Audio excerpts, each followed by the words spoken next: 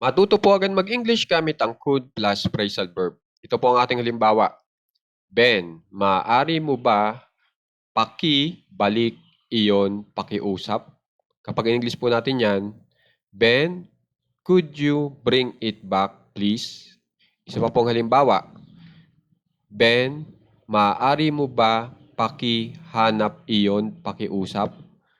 Kapag in English po natin yan, Ben, could you look it up, please? Okay, yung could po dito ay tumutulong po para makahiling po tayo sa magalang na pamamaraan. Makapag-request po tayo sa magalang na pamamaraan.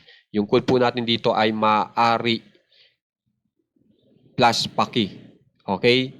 Tapos yung phrasal verb naman po natin dito ay itong bring back at saka look up na kapag pinagsama po yung dalawang salita o higit pa ay nakakabuo po ng isang ideya. So itong bring back, balik.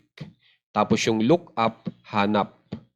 Okay? So pag pinagsama po natin yung could plus phrasal verb, pwede po tayo makabuo po ng request. Kaya naman kung gusto niyo pong mas matuto pa po at mas gumaling sa paggamit ng could plus phrasal verb, meron po tayong mas mahabang video para rito. Maraming salamat po.